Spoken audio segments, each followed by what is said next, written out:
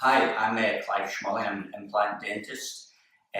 Implant dentistry can help transform patients' lives by giving them back teeth where they've lost a tooth or several teeth or all their teeth. Implants are becoming increasingly popular, but implants are a significant investment, and like any other big spend item, people will often look at the cost and think, why am I paying so much for this treatment? And they will very often shop around, going from dentist to dentist. How do you know which is the right dentist? Perhaps a recommendation from a friend. Perhaps you've been referred by your own dentist to see another dentist. And sometimes patients will look on the internet and see adverts to have dental treatment abroad because it's cheaper. With me today I've got Helen, who came to see me several months ago, and she's going to share with us her experience of having implant treatment abroad and also in the United Kingdom. So Helen, thank you for talking to me today. You just finished your dental implant treatment with me. Do you want to tell me a wee bit about why you looked at getting implants and your experience over the past year or so? Okay, when I was about 54, I lost all my top teeth and I had a denture. I kind of couldn't wear it. Right. I just struggled to wear the denture, and I'd heard about friends of mine that were going abroad to get implants. I never thought I could ever afford implants here, Right. so I kind of thought I'd look into that a bit more. Right. So, And did you look at implants, the cost of implants here before you looked abroad? if I'm really honest, it was just through papers or adverts. I didn't actually go to a dentist, which was, I think, a mistake on my part. Right. Okay, the reason I went to this dentist was a recommendation from a colleague. Right. She had went and they offered, I looked at several dentists in different European countries, and I went to this dentist because he was offering, it was like one visit, get your implants and temporary teeth, and then go back for a second visit, get your final teeth, and that was over an 18-month period. Right. Like So the advertising said it was 2 visits, yep. implants and a temporary bridge, and then come and get it fitted. So it didn't matter so much that it was further afield because it was just 2 visits. It was 2 visits, and the cost, obviously, Right. the cost was attractive. It was probably maybe, I don't know what dentist costs here really, but it seemed reasonable, although it was a big spend for me. Sure. Okay, so you found the dentist, but it's a recommendation from somebody else. So how did things go when you went over there? Where was it you went to, remind me? I went to Sofia, Right. which is the capital of Bulgaria, obviously. Right. I went there not because it was Bulgaria, it was any cheaper than other European countries. I went Right. because of what it was offering, Yeah. because it was on par with other European countries' prices that they had offered me. Sure. So I went to Sofia. My experience, I arrived late at night. Next morning I was taken to the dentist, and very briefly there was some language difficulties, not with the person that took the money, Right. but certainly with the dentist. So there's language difficulties with the dentist, but not with the person who took the money. No. That's interesting. No. So I very quickly we wandered to get the anaesthetic, and I was obviously sedated, and I got all my teeth out, and I got the bottom ones taken out as well, Right. because they were coming out anyway. Sure. So that was the top and bottom, and I got my gums all stitched up, and then I was driven back home to the accommodation that I rented. Okay. How long were you renting accommodation for? The first treatment was a week. Right. So So you had accommodation for a week, and is that for one visit, or how often did you go to the dentist when you were there for the week? 3 times, I think. Okay. Yeah, I think 3 times. So you had accommodation for a week, so it wasn't one just a night. No, Okay. no, 3 times another 2.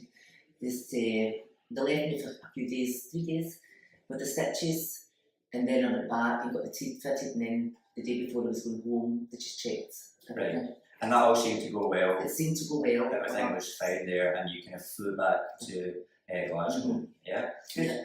And then what happened after that? But 4 months, the idea was that a minimum 6 months for the implants to set, and then during the next year you could go back and get your second teeth. So within 4 months, the temporary bridge snapped and it cracked open. So it was, I couldn't eat on that side, it just cracked. So the temporary bridge broke. Yeah. And how did you manage that when you were here? Did you see a dentist? Or? no. Right. I wasn't really sure I could go to another dentist, to be fair. there. I just had to go back to where I got the treatment. Right. So I contacted them and they suggested that I come for 2 weeks with the view that I could get the second teeth if that was, deemed okay to do that. And I said, well, no, because it's only been in for a month. The implants have only been in for a month. They're not ready. Yeah. So I didn't want to do that. So I arranged flights and things and flew back over. To get the temporary bridge fixed? To get the temporary bridge fixed. Right. So I think that's one of the key issues about having treatment abroad, is that what happens when things go wrong. When there is a complication, it's not just a case of going to your local dentist and getting it sorted. You've got to jump on a plane, and there are, some things do crop up. There can be complications. Your first complication was the temporary bridge broke, and the implant was compromised because of the. So the implant was compromised. The temporary bridge broke. So what happened when you went back to Bulgaria for a second time? When I went back, the same, the flights, everything, but obviously it's emergency flights, so the flights were a lot more expensive, so it was just more expensive to go unplanned. So I went over and they took the loose implant out, gave me another implant and repaired the bridge. Right. So I had to go for another week for that, although I think it took 3 days. Okay, so you have more flights, more costs. More flights, more accommodation, more spending money, time off my work, which is like a week's wages you're losing at the time you were jumping over. So it wasn't. So after that, you came back, and then what was next? Then the bridge came loose at the front. Right. It started to loosen at the front. Again, a telephone. This time I don't think there was as accommodating as the second time. They suggested that I pay for the taxi from the airport. What they offered was they didn't pay for accommodation. They would pick you up at the airport and take you. But in this time they weren't even doing that. But however, I suggested they should, because my implant was, you could see an exposed implant. Which was fine. So again, it was booking flights, not cheap flight, booking flights, accommodation, doing all that. But I was really scared to go back at this time because I'm thinking, oh God, here we go again. And I'm nowhere near getting the finished products at this time. And I was running out of money as well, so obviously borrowed what it was going to cost.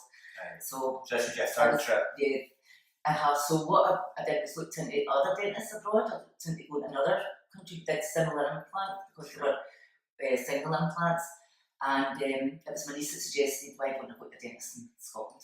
Right, I'm off work and it was all mounting up, and I think that's one of the things that when you do look at having treatment abroad, that's not as cheap as it makes out. By the time you add in hotels, flights, accommodation, etc., etc. So I think that's something that you've got to bear in mind. And so you came to see me, and one of the things I think that was interesting was that the implant system that you had in Bulgaria, it wasn't the kind of mainstream implant system. There are some market leaders that are used throughout the world. The implants that you had were not ones that would be familiar to dentists in the United Kingdom. The implant system that we use, Astra, Ankylos, and Mechanical Dentist Barcelona, and there are one of the world's leading systems, and they're used throughout the world. But the implants that you had, it was difficult for me to find the components and the parts that were necessary because it wasn't a system that we use in this country. So how did you get on when you came to find a dentist in Scotland? I phoned a few, and some just wouldn't touch me because I went abroad for my treatment, and I made I think 3 appointments. Yourself, I went to first, and then I had another 2 appointments arranged. Right. So because you did treatment abroad, some implant dentists wouldn't see you at all? No, they wouldn't see me at all. I mean, that's something I find, not infrequently. Patients have had treatment abroad, and then they need repairs, crowns re-cemented, these kind of things, and they feel embarrassed to come to get something done here afterwards. So you came in to see me, and how did you get on? You did the X-ray. I thought you were very good at explaining type implants. I didn't feel embarrassed with you, which was good because I was embarrassed coming. And you were talking about what you could do, and the limitations, I suppose, as well, because of the implants and everything. And I found it quite refreshing. You were even talking to me about them, to be quite honest. In English? In English. Just up the road, which was a great benefit. Well, at the start you said that you went abroad because implants were an expensive thing and you wanted to get something a bit cheaper, and you found on the internet and from recommendations that going abroad for implants was cheaper. Looking back on it now, how did you find the cost of having implant treatment abroad? For me, because of the complications, it was just costing more and more money, to the point I thought there's going to come a time I won't be able to afford to go back to get these fixed. So when I went to yourself and got the price, yeah, was it more expensive? Yes, it was, but in real terms, it wasn't. It was just a false economy to think you go abroad and it's cheaper, and it transpires it's just not so cheap. So what I would say to anybody is, you know, do your homework and maybe become your Scottish dentist first, and become a Clive, just to get an idea. So at the end of the day, what seems to be cheap turned out to be more expensive. No, it was going to work out far more much money. And would you recommend, having been through this, would you recommend to one of your friends going abroad for treatment, or what would you suggest? I would suggest no. I would suggest go to your Scottish dentist. Try a dentist in Scotland. Go yourself. Go to a reputable dentist that's going to give you a fair price, fair idea of what they can do, and a true reflection of the complications that might arise. Because that was never explained to me. Complications can arise. They can arise at a dentist in Glasgow, a dentist in anywhere in Scotland, anywhere.